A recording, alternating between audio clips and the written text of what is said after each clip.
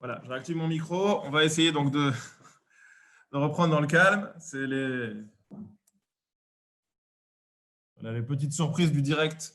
Et donc, cet homme-là était dans l'incapacité de payer le salaire de la nourrice qui aurait pu s'occuper de cet enfant. Et nous dit le texte, il y a une discussion entre Rav Yosef et Abaye.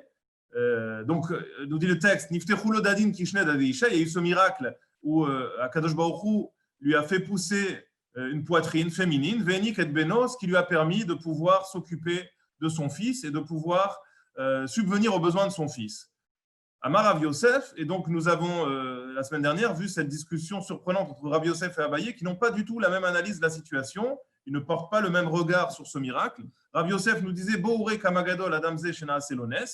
Cet homme-là est incroyable, regarde et apprécie la grandeur de cet homme, Shena Salones Kazé, qui a bénéficié d'un miracle tout à fait extraordinaire auquel on n'a jamais assisté de mémoire dans l'histoire de l'humanité. Donc si cet homme-là a bénéficié de quelque chose d'aussi extraordinaire, c'est sans doute qu'il a de grands mérites et que c'est un homme dont on ne soupçonne pas les qualités humaines. Abaye lui rétorque pas du tout, Adrabé, bien au contraire, Kama Garo Adamze.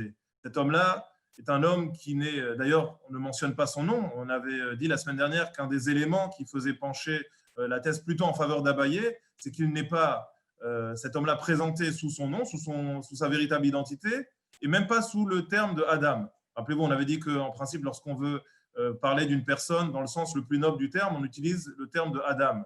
Adam, c'est vraiment tout ce qui fait un homme. Adam, c'est ces trois lettres, Aleph, Dalet, Mem, et donc qui forge d'ailleurs la valeur numérique, même Dalet et Aleph de Ma, c'est-à-dire cette capacité à se questionner. C'est cet homme qui est capable d'utiliser le discernement dont il a bénéficié au moment de la création pour pouvoir produire quelque chose, pour pouvoir produire une réflexion. Lorsqu'une personne n'est même pas qualifiée sous le vocable de Adam, nous avions donc expliqué qu'a priori, eh bien, on cherche absolument à réduire cette personne au néant, en tout cas, à lui ôter cette identité. Et donc, ça jouait plutôt en faveur de la thèse d'Abaye, qui lui présente cet homme comme garoua, comme quelqu'un qui n'est absolument pas respectable, qui est garoua, donc c'est un terme très très dur qui est utilisé ici par Abaye. Adamze shenishtadlulo sidre bereshit. Donc Abaye disait une personne pour laquelle il a fallu totalement remettre en question les fondements de la création du monde est nécessairement une personne qui ne mérite même pas d'être qualifiée sous le terme d'Adam. Et il y a un petit paradoxe malgré tout, vous le remarquez, j'ai dit que lorsque la Gemara présente cette anecdote, la personne est qualifiée de Echad. On a dit qu'on n'utilise même pas le terme de Adam. Et quand Abaye va qualifier cette personne de Garoua, lui, il utilise le terme de Adam. Donc c'est un petit peu paradoxal. Je dis qu'Adam, c'est ce qui fait toute la noblesse de la personne. Et lorsque vous opposez le terme de Garoua, cet adjectif donc, qui présente la personne d'une manière très très négative, et que vous lui apposez à côté le terme de Adam, il y a une certaine forme de contradiction ici, puisque Abaye lui-même, qui semble dire que cette personne est une personne vraiment qui n'est absolument pas digne d'éloge, bien au contraire, qui est une personne qui ne mérite même pas d'être mentionnée, malgré tout, la qualifie de Adamze. La qualifie de Adam, c'est-à-dire un être humain digne de ce nom, en tout cas une personne capable d'une réflexion et de produire quelque chose de positif. Et donc, on s'est intéressé la semaine dernière à cet échange de regards, ce regard croisé entre Rav Yosef et Abaye sur une histoire identique, et on s'était d'ailleurs demandé comment est-ce que ces deux Amoraïm pouvaient avoir des regards aussi extrêmes sur la situation. On s'était demandé est-ce qu'il n'y a pas un juste milieu finalement pour analyser ce qui arrive à cet homme-là.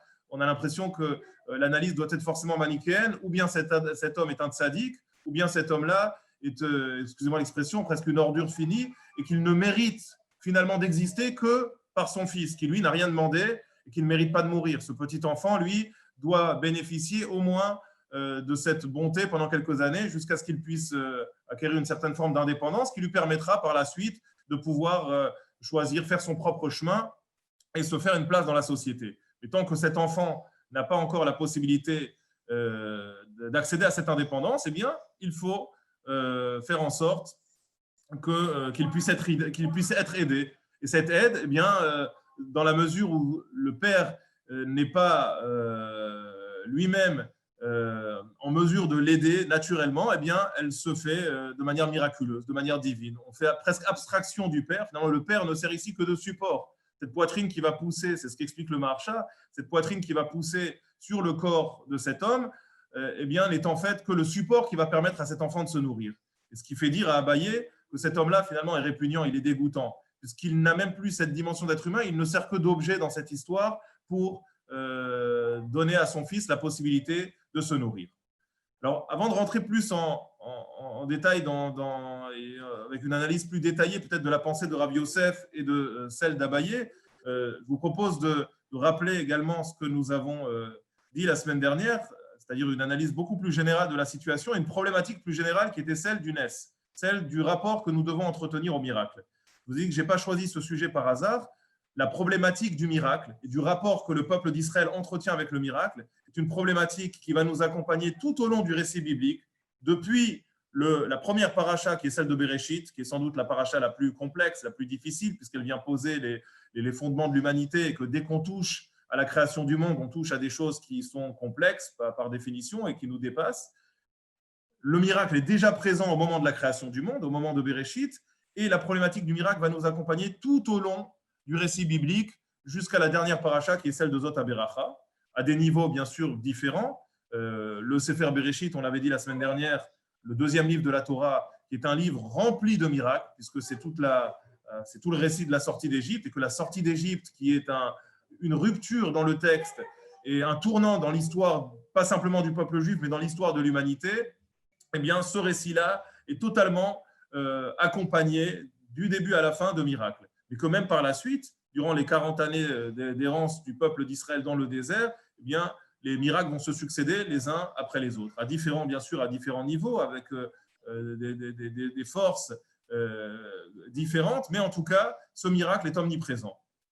Et pourtant, eh bien, nous avions souligné, je le répète, c'est vraiment très très important, nous avions souligné que dès le départ, prenons l'exemple d'Abraham, mais je vais peut-être même encore citer d'autres exemples avec Noach, Abraham, qui a été confronté lui-même, on l'a dit, à 10 épreuves, dont certaines ont mis en exergue l'intervention divine, l'intervention d'Akadosh Baruch Hu d'une manière spectaculaire. Eh bien, Abraham lui-même a eu beaucoup de mal à gérer cette relation au miracle et parfois, lui-même a eu une relation très, très ambiguë, ou en tout cas, de remise en question perpétuelle par rapport au miracle dont il était le bénéficiaire, en se demandant systématiquement si ces miracles-là ne se faisaient pas au détriment de tous les mérites qu'il avait pu accumuler jusqu'à présent. Et si est-ce que c'était finalement la bonne méthode pour pouvoir imposer cette présence d'Akadosh Baruch Hu qui avait un petit peu disparu des mentalités à l'époque.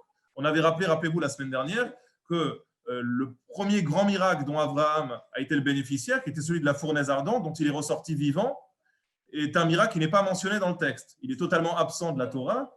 Il est rapporté uniquement par le Midrash. Et nous avions fait remarquer que c'est quelque chose qui doit interpeller le lecteur. Certains de nos commentateurs considèrent que cet épisode-là de la fournaise ardente a été la première épreuve subie par Abraham Avinu. Et pour autant, eh bien, cette épreuve-là n'est pas rapportée dans le texte. Je ne sais plus si je vous l'avais dit la semaine dernière, mais un des grands commentateurs chassidiques explique que si Abraham, le miracle qui arrive à Abraham lors de cette confrontation avec Nimrod et ce saut extrêmement courageux dans la fournaise ardente n'est pas rapporté par le texte, c'est parce qu'il aurait pu engendrer une interprétation négative, je crois que vous l'avez dit, et que des personnes auraient pu imaginer que ce qu'a fait Abraham, et qui n'était pas à ce moment-là totalement justifié, parce qu'Abraham aurait pu s'en sortir autrement, c'est lui qui a, je vous l'avais dit, c'est lui qui a appelé en quelque sorte cette épreuve. Il a un peu provoqué Nimrod, et donc il a appelé cette épreuve, et ça lui a donné l'occasion de démontrer d'une manière spectaculaire que Akadosh Baruch Hu était de son côté. Je vous avais dit que ça peut être extrêmement mal interprété par les générations suivantes. Tout le monde pourrait se prendre pour Abraham Avinu et croire qu'à n'importe quel moment, n'importe qui et n'importe quand dans l'histoire, eh bien, on a la possibilité de faire des choses qui, en réalité, n'étaient ici l'apanage que d'une époque bien particulière et d'une personne bien particulière. Abraham Avinu savait exactement ce qu'il faisait parce qu'on était à un tournant, pas simplement de l'histoire du clan d'Israël, mais de l'histoire de l'humanité. Pour moi, il y a deux tournants dans l'histoire de l'humanité. Il y a Abraham Avinu, et cette révélation qui va être la sienne et tout le travail qu'il va mener avec son épouse Sarah pour réintroduire dans l'humanité cette notion de monothéisme qui avait totalement disparu. et le deuxième tournant, bien sûr, qui est celui de la sortie d'Égypte, où on va assister à la genèse du clan Israël, vraiment au sens de peuple. On avait des individus, et ces individus vont former petit à petit un peuple qui va recevoir sa loi, qui va accéder à une forme de liberté et à son indépendance. Donc vraiment deux tournants dans l'histoire, et qui dit deux tournants dans l'histoire dit intervention à ce moment-là de certains moyens spectaculaires, mais qui sont l'apanage de cette époque en particulier. Et ce n'est pas un schéma qu'on peut reproduire pour d'autres époques, parce que forcément, à situation exceptionnelle, à moment exceptionnel, intervention exceptionnelle. Et ça ne doit pas forcément servir d'exemple. On le voit, pour Abraham Avinu, la Torah est tellement prudente qu'elle a préféré passer sous silence quelque chose qui pourtant est quelque chose de remarquable. En tout cas, quand on est un lecteur un petit peu équilibré, qu'on ne va pas avoir une interprétation pernicieuse du fait, ça pourrait être au contraire quelque chose de très porteur et de très important. Tant pis, la Torah a préféré faire l'abstraction de cela afin de ne pas favoriser des interprétations extrêmement péjoratives ou négatives qui auraient pu être faites par d'autres lecteurs. Donc, il n'y a pas de problème. Akadosh Baruch Hu est prêt, je sens le mauvais jeu de mots, à sacrifier.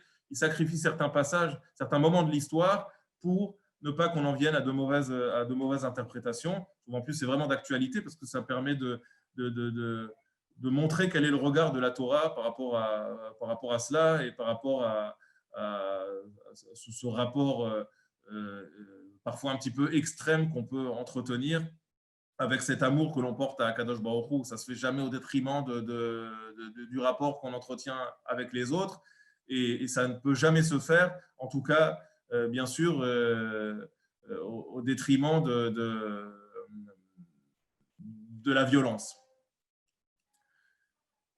Donc, je dis, à partir du moment où on se confronte à ce texte, dans le traité de Shabbat, Daf Nun Gimel Amoud Aleph, on doit nécessairement se poser la question du rapport extrêmement ambigu que dans toute génération, on a entretenu par rapport au miracle. Je vous ai proposé de vous parler également de Noach, puisque c'est une paracha qu'on a lue il y a quelques semaines, dans Parachat Noach, pour vous dire à quel point ce miracle est omniprésent. Rappelez-vous, on demande à Noach de construire une teva, ça va prendre un certain temps, 120 ans, 120 ans qui étaient nécessaires à Noach pour pouvoir intervenir auprès de la génération et faire en sorte que ces co-religionnaires, ou plutôt à l'époque, on ne peut pas vraiment parler de religion, mais ces concitoyens puissent s'amender et essayer de revenir à la raison. Malheureusement, Noach a été dans l'incapacité. Alors, pour quelle raison, ce n'est pas l'objet du shiur maintenant, mais peut-être par manque de charisme, et à la fois peut-être parce que Noach était un petit peu centré sur lui-même et sur sa famille. Il a été dans l'incapacité d'intervenir de manière suffisamment encourageante et intéressante pour permettre à toutes ces personnes-là de se remettre en question. Quoi qu'il en soit, on sait que le bateau était d'une dimension très importante. Et là aussi, on s'était posé la question, mais Akadosh Baruch Hu n'aurait pas pu intervenir d'une manière plus miraculeuse. Il y avait quand même un moyen de sauver Noach et de sauver tous ces animaux, peut-être moins fatigant pour Noach, qui pendant 120 ans s'est donné la peine de construire pièce par pièce une arche, qui d'ailleurs au final, même si elle était très importante, très grande, n'était pas forcément de nature, si on regarde ses dimensions, à contenir l'ensemble des représentants ici de la création, c'est-à-dire au-delà, rappelez-vous, de Noach, sa femme, ses 3 fils et ses 3 belles-filles, donc 8 personnes, tous ces animaux. L'espèce animale est extrêmement diverse, comme vous le savez. Et donc, c'était sans doute des dizaines, des centaines de milliers, même pour ne pas dire de millions d'animaux qui étaient représentés à l'intérieur de cette teva. Malgré les imposantes dimensions de cette teva, je ne suis pas certain, d'un point de vue vraiment mathématique, on puisse rentrer, et physique, on puisse, en prenant l'ensemble de ces animaux, les rentrer à l'intérieur de cette teva. Et pourtant, on sait que Noach a réussi à rentrer tout le monde à l'intérieur de cette teva, mais pas simplement tout le monde, mais également la nourriture, les provisions qui étaient nécessaires pour cette année qu'il allait passer à l'intérieur de cette arche, et pour pouvoir à la fois se nourrir lui-même, nourrir les animaux, et également, comme vous le savez, un étage qui était réservé aux déchets, parce qu'il y avait forcément des déchets. C'est une preuve de plus d'ailleurs que la Torah est écologique, hein, et on ne jetait pas les déchets par la fenêtre dans la mer, on les gardait précieusement à l'intérieur de la teva, et je ne sais pas comment est-ce qu'on les a détruits par la suite, mais en tout cas, c'est une preuve de plus que la Torah fait attention à l'environnement et on n'a pas ouvert les fenêtres. Enfin, d'ailleurs, il n'y avait pas de fenêtre dans la Teva, il y avait la petite lucarne en haut. On aurait pu trouver un moyen peut-être de bazarder tout ça à l'extérieur, ce qui n'est pas le cas. Et donc, vous voyez qu'il y a toujours cette conjonction qui est extrêmement importante, à la fois une intervention humaine et de donner à l'homme systématiquement la possibilité de s'exprimer par lui-même, d'exprimer tout le potentiel qui est le sien, et au final, eh bien, l'intervention d'Akadosh Baruch Hu lorsqu'elle est nécessaire pour compléter un petit peu l'œuvre de l'humain. Mais on choisit systématiquement l'option qui va permettre, c'est en tout cas comme ça qu'Akadosh Baruch Hu, dès le départ, dès le Sefer Bereshit, le Sefer Noach, a l'air de poser la règle du jeu dans ce monde qu'il a créé, c'est de donner systématiquement la possibilité à l'homme d'exprimer le potentiel qui est le sien. Et de ne pas avoir recours, de ne pas croiser les bras et simplement se contenter de lever la tête vers le ciel en disant bah, « Écoute, Akadosh Baruch Hu, moi j'ai une parfaite confiance en toi. Si tu as créé le monde, si, comme on le dit, tu es omnipotent, eh bien c'est à toi d'intervenir. Moi, je n'ai même pas besoin de lever le petit doigt. À partir du moment où ma confiance est immense en toi, c'est à toi maintenant d'intervenir et c'est à toi de montrer quelle est ta grandeur pour pouvoir me sortir de la situation de détresse dans laquelle je me trouve. » C'est une vraie problématique. C'est une vraie problématique dont la réponse n'est pas si simple. Le Rambam, bien sûr, Maïmonide a beaucoup travaillé sur la question. Dans son Sefer sur le Moreh Nevuchim, dans le Guide des Égarés, cette question est abordée à de multiples reprises. Le Ramban également, très intéressant, la réflexion de Nachmanide, peut-être presque encore plus connue en ce qui concerne ce sujet que celle du Rambam, où le Ramban montre ces tensions permanentes qui existent dans ce rapport que l'on entretient au miracle, où parfois on a l'impression qu'on nous incite un petit peu à nous mettre en retrait pour laisser s'exprimer toute la grandeur d'Akadosh Baruch Hu par rapport aux êtres humains et pour le laisser intervenir dans le monde, et que eh bien, cette intervention, elle fonctionne comme un miroir, elle va être fonction de la confiance que l'on peut placer en Akadosh Baruch Hu, et plus la confiance est grande, et moins notre intervention ne sera nécessaire, et en même temps, eh bien, on a l'impression que Akadosh Baruch Hu, au contraire, demande systématiquement à l'homme, tout en restant confiant en ce que Akadosh Baruch Hu est capable de faire, mais malgré tout, demande à l'homme d'utiliser son potentiel au maximum et d'intervenir au maximum de ses moyens avant que lui-même n'ait besoin d'intervenir. Ce qui explique pourquoi, parce que Hachem a créé le monde, eh bien, il l'a créé avec des règles, on l'a dit, avec des règles, avec des lois naturelles qui régissent ce monde. Et si ces lois naturelles existent, si elles ont été introduites dans le monde, c'est pour fonctionner et c'est pour permettre à l'homme de s'habituer à ces lois naturelles. Elles ne doivent non pas masquer la présence de Dieu auprès de l'homme, mais simplement faire comprendre à l'homme qu'à partir du moment où il vit et où il se développe, où il se construit dans un monde qui est totalement différent du monde céleste, du monde d'où émane sa neshama, c'est tout le défi de cette humanité, c'est d'apaiser les tensions naturelles qui peuvent exister entre la dimension divine qui nous constitue, la neshama, et le corps qui nous constitue, et de trouver un équilibre entre les deux. Eh bien, c'est le travail de l'homme sur Terre, de ne pas faire abstraction de ce corps, mais de trouver un équilibre entre les deux. Et trouver un équilibre entre les deux, c'est être capable de faire sa part d'effort, ce qu'on appelle la Ishtadlut. Et il me semble que dans ce regard croisé de Rav Yosef et d'Abaye, eh bien, on retrouve véritablement toute cette discussion sur ce rapport au miracle qui va émailler, comme je l'ai dit, tout le récit biblique du début, vraiment, du Sefer Bereshit jusqu'à la fin, jusqu'au Sefer Zot HaBeracha. Voilà, je vous rappelle maintenant, en rentrant peut-être un peu plus dans l'analyse, donc vont faire d'un côté Rav Yosef et Abaye, on a dit donc des analyses vraiment extrêmes, puisqu'ils vont porter un regard vraiment qui est aux antipodes sur cet homme, Rav Yosef le qualifiant de tzaddik et Abaye n'ayant même pas de mots suffisamment forts pour qualifier à quel point cet homme-là est insignifiant.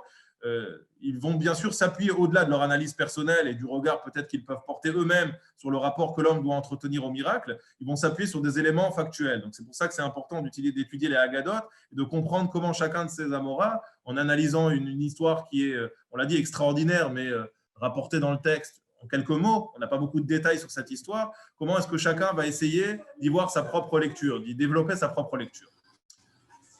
Et donc, pour ça, on doit s'intéresser aux détails de cette histoire. Ici, on l'a dit, il y a quelque chose d'extraordinaire qui fait presque sourire, même de voir cette transformation physique de cet homme-là, de voir cette poitrine qui va pousser et lui permettre donc de créer un rapport tout à fait particulier avec son fils.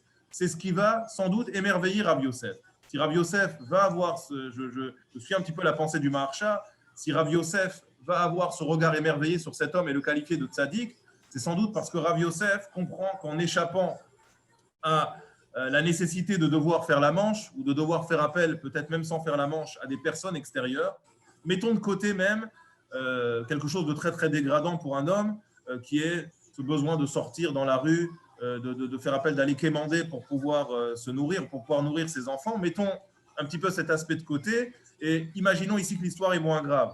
Cet homme-là a la possibilité éventuellement de faire appel gratuitement à des nourrices qui, vraiment, sans même qu'ils le demandent, seraient prêtes, ça peut être des personnes même de la famille, seraient prêtes à venir apporter leur aide et venir s'occuper de cet enfant.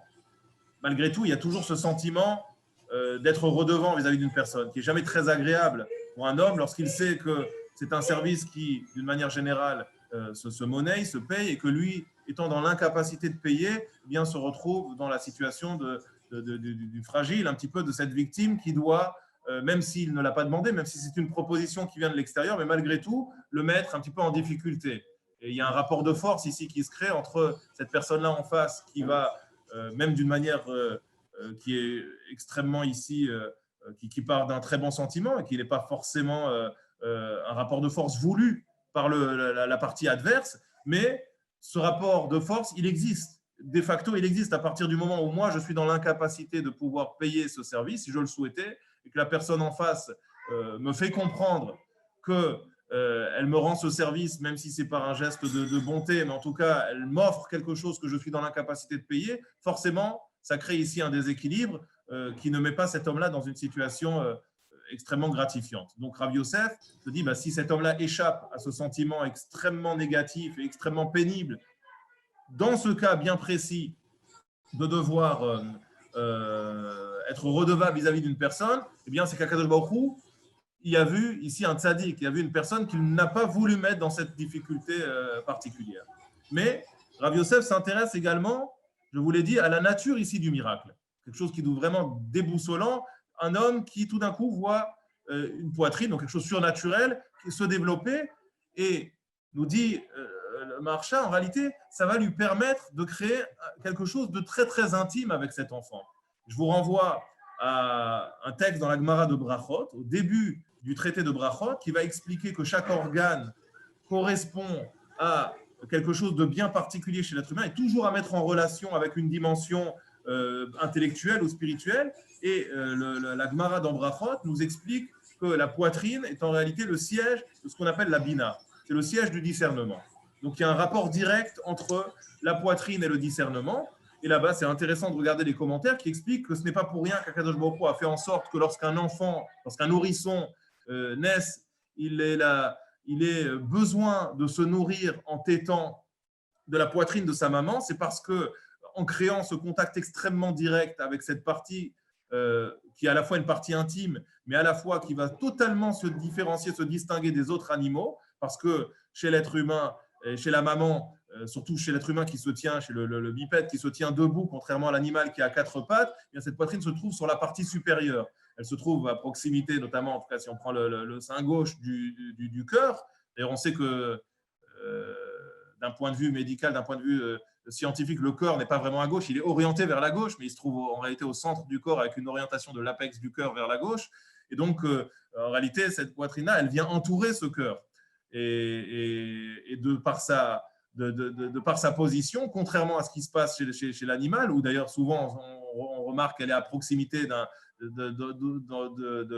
d'autres organes qui ne sont pas forcément les organes les plus nobles, qui sont les organes où on va au contraire excréter toutes les choses qui doivent sortir du corps. Eh bien, chez l'être humain, il y a cette séparation. Cette séparation, d'ailleurs, même dans la manière dont le corps humain a été agencé, fait que lorsque l'enfant va téter, il va aussi téter d'une certaine manière qu'il va regarder vers sa maman. Il va regarder vers le haut, il va regarder vers la partie là aussi la plus noble de l'être humain qui est la tête. Ça va lui permettre d'échanger quelque chose de très très profond dans le regard de sa maman. Et donc cette maman qui va allaiter son enfant à la fois avec ce contact physique extrêmement proche, mais à la fois avec ce regard qui se crée et cet échange qui se crée extrêmement profond entre la maman et son enfant, dans le regard. Et je vous dis, cette poitrine qui, d'après donc la Gemara, est considérée comme étant le siège de la Bina, de ce discernement, de cet intellect, eh bien, permet à ce moment-là de transmettre à l'enfant, nous disent nos sages, tout ce dont il aura besoin pour se construire par la suite et pour évoluer dans la vie. Donc, ce n'est pas quelque chose d'anodin. Ici, dans cet allaitement, dans ce rapport que la maman va entretenir avec cet enfant, eh bien, il y a quelque chose de très, très profond qui est en train de se mettre en place. C'est un petit peu comme si la maman, au-delà de l'aspect nutritionnel ici et de ce lait qu'elle donne à l'enfant dont il a besoin pour se nourrir physiquement, lui transmettait également tout ce dont il a besoin pour se construire sur le plan de l'intellect et sur le plan psychologique. Donc, on a un regard totalement différent lorsqu'on lit cette Gemara sur l'allaitement. Et vous voyez d'ailleurs que la Torah, c'est intéressant, du coup, elle peut aussi se positionner par rapport à la politique de l'allaitement. On sait que c'est un grand débat aujourd'hui sur l'allaitement, jusqu'à quel âge on doit allaiter. Les mentalités ont beaucoup évolué. Je ne parle pas, bien sûr, maintenant de quelqu'un qui, pour des raisons médicales ou autres, est obligé de s'arrêter rapidement d'allaiter ou dès le départ même de choisir l'alternative du biberon. Je parle simplement dans l'absolu. La manière dont la Torah appréhende l'allaitement n'est pas simplement vécu comme quelque chose de… Bon, ça, vous le retrouverez même dans l'analyse de tous les pédopsychiatres et de tous les psychologues et de tous les médecins. Il y a quelque chose de beaucoup plus profond ici qui se met en place que le simple fait de nourrir son enfant, mais également de créer un contact. Et que ce contact-là, on le sait, le contact que la maman peut avoir avec son enfant, c'est un contact qu'on ne peut pas remplacer par quelqu'un d'autre, même si on va confier son enfant à une autre nourrice qui serait capable, elle aussi, de l'allaiter et de prendre le relais de la maman. Elle ne pourra jamais nouer avec cet enfant qui n'est pas le sien, qui n'est pas son enfant, qui n'est pas l'enfant qu'elle a porté, l'intensité d'un rapport, d'une relation et d'une transmission qui pourrait se faire directement par la maman. Et c'est ce que voit Rav Yosef. En réalité, quand Rav Yosef voit ce miracle, et dans ce cas particulier, peut-être que Rav Yosef, dans une autre situation, aurait rejoint Abaye dans son analyse. Peut-être que Rav Yosef pense que tous les miracles extraordinaires ne sont pas forcément bons, ne sont pas interprétés de la même manière. Mais qu'en ce qui concerne cet homme-là, et en ce qui concerne la relation qu'il se devait de construire à ce moment-là avec son fils, qui en est à peine au balbutiement de sa vie, eh bien, il y avait une nécessité ici absolue à ce que ce rapport-là se fasse sous cette forme-là et que cet homme-là, à partir du moment où l'épouse était absente, eh bien qu'il puisse prendre le relais de son épouse. Parce que c'est un papa, et qu'un papa, même s'il n'a pas porté l'enfant dans son ventre, est également en mesure, au titre du patrimoine génétique aussi qu'il a apporté à cet enfant et du rapport qu'il entretient avec cet enfant en tant que géniteur, en tant que père, eh bien, il est aussi dans la capacité de lui apporter quelque chose d'extrêmement puissant qu'aucune nourrice, aussi professionnelle soit-elle, ne sera en mesure d'apporter à cet enfant. Vous voyez quelque chose ici de très profond que Rav Yosef lit au travers de cette histoire incroyable, extraordinaire, mais qui n'est pas forcément la position que Rav Yosef aurait pu avoir dans un autre miracle, qui ne serait pas de cet ordre-là. Donc vraiment, bien s'arrêter sur les mots lorsqu'on lit une Agada et sur la nature de ce qui nous est présenté ici par le texte. Donc j'ai dit deux aspects peut-être pour Rav Yosef. Le deuxième me paraît peut-être même encore plus fort que le premier, c'est-à-dire le deuxième, celui qu'on vient de voir, cette nécessité de donner la possibilité à cet homme-là de transmettre à son fils que personne d'autre ne pourra lui transmettre que lui. Et ça se fait nécessairement par ce contact physique que l'homme doit entretenir avec ce fils, parce que c'est au travers de cette poitrine-là qui remplace celle ici de son épouse qu'il va donner à son fils tout le discernement, tous les éléments, pas simplement physiques, on l'a dit, mais également intellectuels qui permettront à son fils d'être quelqu'un d'équilibré et de se construire. Et donc ça, c'était nécessaire pour Rav Yosef, ça montre la grandeur de cet homme, mais également lui éviter, on l'a dit, dans cette histoire, parce que tous les miracles ne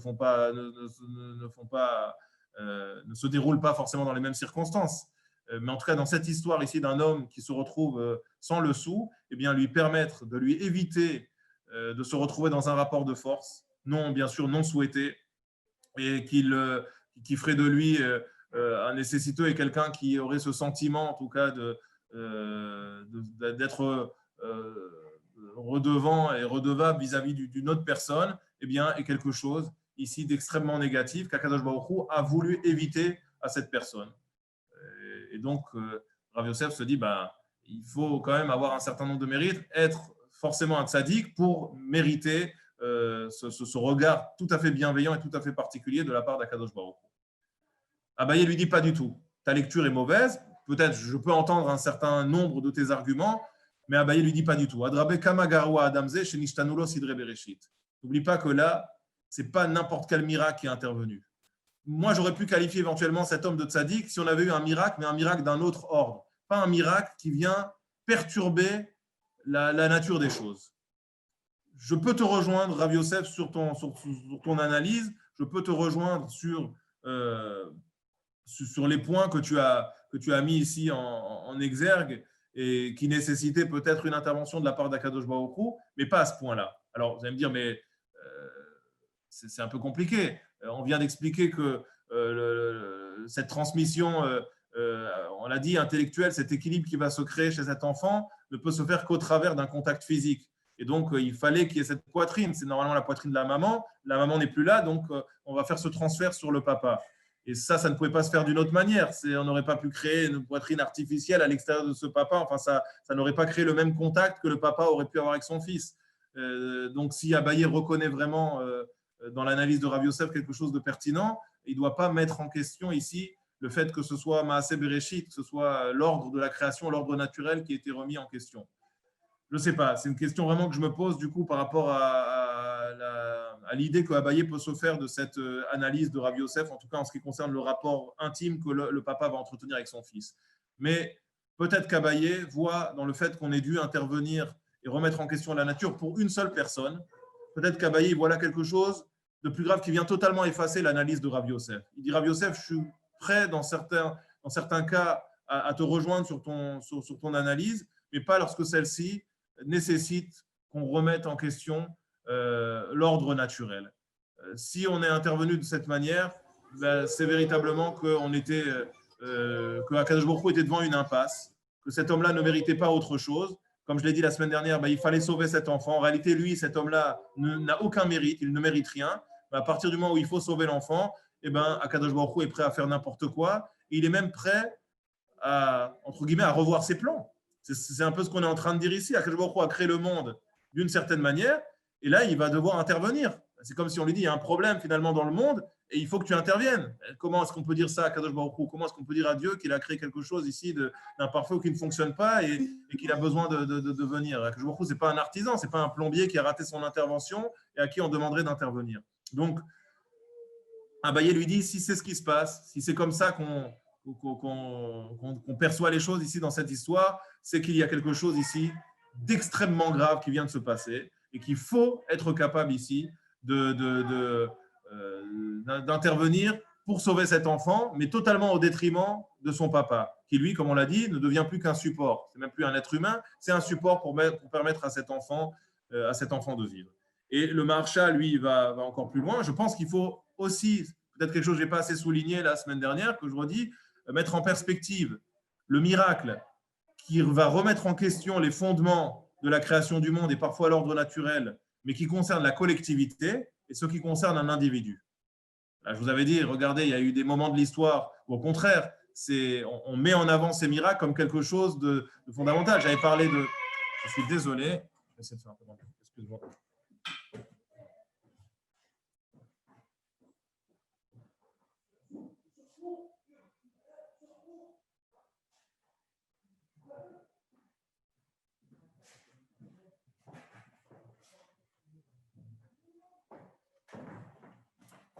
Voilà, vous allez là du direct.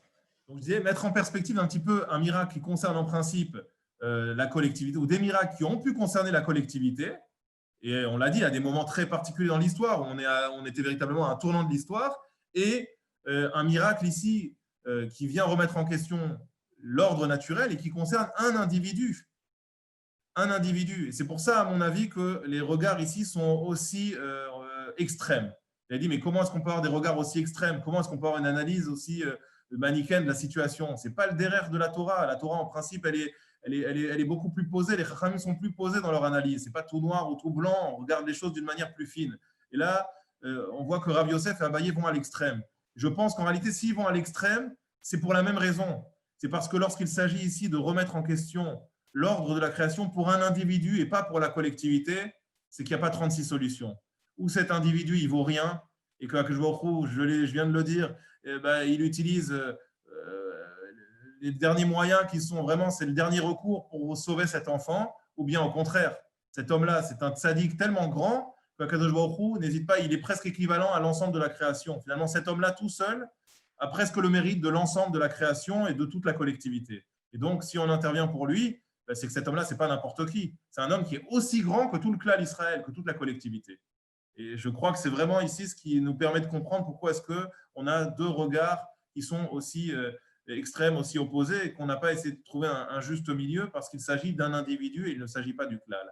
Et lorsqu'on s'agit de la sortie d'Égypte, j'ai beaucoup parlé de la sortie d'Égypte parce que c'est à ce moment-là sans doute que les miracles sont les plus marquants et surtout qui nous ont été légués comme un moyen de transmission. On l'a dit, le soir du Seder, au moment où on va transmettre à nos enfants, on insiste sur les miracles. On le dit, chacun en fonction de ce qu'il est capable de comprendre. Mais lorsque un homme est limité intellectuellement ou lorsqu'un enfant n'est pas encore suffisamment grand pour comprendre des choses, une analyse minutieuse et profonde, eh ben, on va se contenter de lui raconter ce qu'il peut comprendre, c'est-à-dire ces grands miracles, justement, les grands traits de l'intervention d'Akadosh Baruch Hu. Et plus c'est spectaculaire, et plus un enfant, même en bas âge, va s'émerveiller de la manière dont Akadosh Baruch Hu intervient. C'est un petit peu en contradiction avec ce qu'on voit. Sauf que là, non seulement c'est un moment particulier d'histoire, et que ça concerne la collectivité. Ce n'est pas la même chose. On est en train de parler de l'ensemble du peuple. Là, on parle d'un individu. Et donc, le Maharsha, lorsqu'il analyse la vision qui est celle d'Abaye, qui lui a un regard très, très négatif sur cet homme-là, eh bien, il s'inspire également de cela.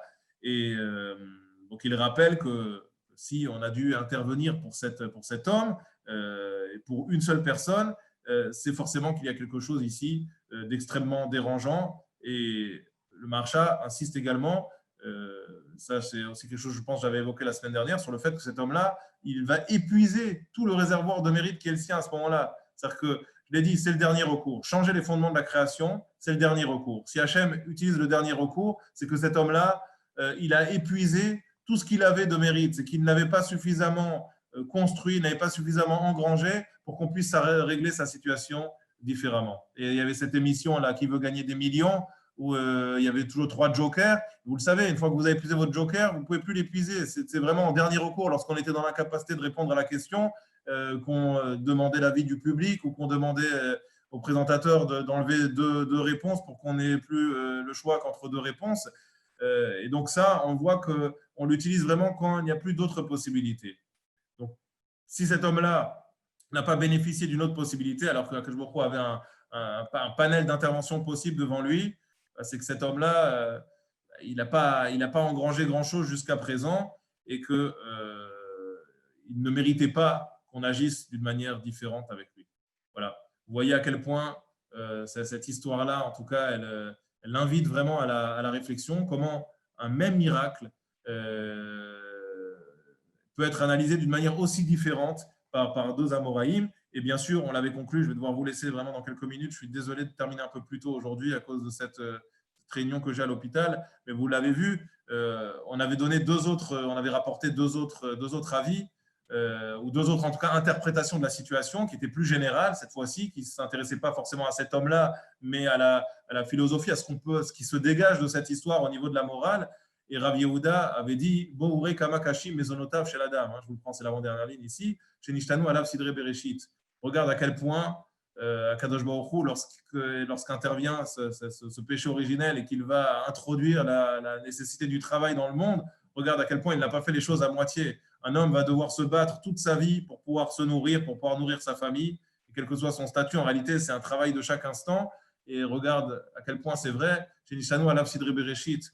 Il a fallu changer l'ordre de la création pour permettre à cet homme-là de se nourrir et de nourrir son enfant. Ça te montre à quel point, lorsque Hachem a demandé à l'homme de travailler, de faire des efforts pour gagner sa vie, malgré tout, ça reste quelque chose de très, très complexe parce qu'il y a encore des situations où, malgré toute l'intervention d'un homme, malgré tout ce que peut faire un homme, donc sans doute que Rav Yehuda ici a un regard peut-être un peu moins dur sur cet homme-là, en pensant qu'il a sans doute fait tout ce qu'il pouvait pour trouver une solution, mais que malheureusement, il n'a pas trouvé de solution. Cet homme-là a sans doute cherché à nourrir ses enfants. Il a peut-être même fait les poubelles, mais que malheureusement, il n'a pas trouvé de solution pérenne pour pouvoir s'occuper de son enfant. Et Hachem a dû donc intervenir de manière plus radicale. Et ça nourrit en tout cas une réflexion sur ce qu'on appelle vraiment la parnassa et la manière dont un homme doit faire des efforts pour cette parnassa. Et ce n'était pas l'objet non plus de ce shiur, mais c'est intéressant. Quel doit être le rapport de l'homme par rapport à cette parnassa, jusqu'à où on se doit de faire des efforts, et peut-être comment comprendre que la punition a été aussi dure. Pourquoi, suite à ce péché originel, on a imposé sur l'homme un travail qui l'absorbe tellement que parfois il le détourne peut-être de ses objectifs principaux. Et Amar Rav Nachman avait dit quelque chose aussi d'assez similaire, où il avait dit Tida Demitrechish Nisa Vela Ibro Mezoné. Il a dit sache que parfois des miracles se produisent Vela Ibro Mezoné sans pour autant que la nourriture ne soit créée. On avait dit Ve'en Nes Zeragil, Rashi nous disait, je reprends Rashi ici en bas dans le texte que je partage avec vous. Donc Rashi, pardon, le premier Rashi de Meracheshe Nisa Minashamaim, qu'il y a des miracles qui se produisent du ciel, et Kama Atzalot Linfashot Adam, que Akadosh Baruch Hu se trouve dans l'obligation d'intervenir pour sauver des personnes dans des situations de détresse sans retour, Velo Ibreu Maisonné, et que pour autant, malgré cette intervention, eh bien, on n'a même pas de production de richesse. On a dit, on n'a même pas de production ici de nourriture, et donc de richesse. Ve'en Nezzer Ragil chez Ibreu Maisonot la Tzadikim. Il dit, c'est pas courant qu'Akadosh Baruch Hu, lorsqu'il intervienne, il fasse pousser tout d'un coup un champ à l'intérieur de la maison. Souvent, ça se fait d'une manière très détournée, très différente. Et donc, même lorsque les miracles interviennent, pour autant, ces miracles-là ne vont pas intervenir en proposant ici une nourriture vraiment à volonté, à foison. On l'a vu, on a vraiment cherché ici à régler un problème bien particulier de cet enfant-là. Et ça s'est fait de manière à la fois spectaculaire, mais presque cachée, puisque l'enfant va téter directement du papa sans qu'on sache exactement comment est-ce que cette nourriture va sortir. En tout cas, ça va permettre à cet enfant de se nourrir. Mais il y a quelque chose de caché ici. Lorsque l'enfant tète, on ne voit même pas la nourriture. Et ça, c'est sans doute l'analyse que fait Rav Nachman. Il s'est dit, c'est pas par hasard qu'on nous a donné cet exemple de cette poitrine et de cet enfant qui va se nourrir, mais sans qu'à aucun moment on ne voit la nourriture. C'est ça le propre finalement de l'allaitement. Même au contraire, même un biberon, ou lorsqu'il est transparent, on peut voir la nourriture. Là, on ne voit même pas ce lait. On ne voit même pas ce qui va nourrir l'enfant, et ce qui montre à quel point il y a un cachim maisonnotable chez la dame. Et bon, ça doit peut-être nous inviter à réfléchir à quelque chose qu'on verra lors d'un autre shiur, qui est le problème de la parnassa. En tout cas, merci d'avoir été présent ce matin. Et donc, la semaine prochaine, on verra sans doute une autre Agada qu'on partagera ensemble. Je ne sais pas encore laquelle, j'en ai 2 ou 3 en tête, mais on partagera donc un nouveau texte qu'on essaiera d'analyser ensemble. Bonne journée. Voilà, je ne sais pas s'il y a des questions. Peut-être j'ai encore, peut-être 2-3 minutes.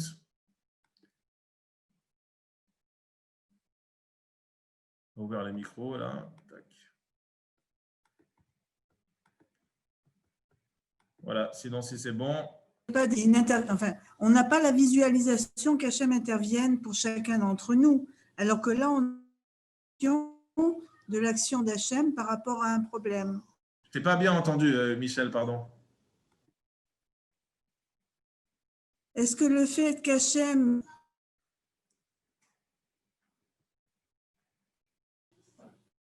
On ne t'entend pas du tout. Alors, je ne sais pas si c'est moi ou si c'est…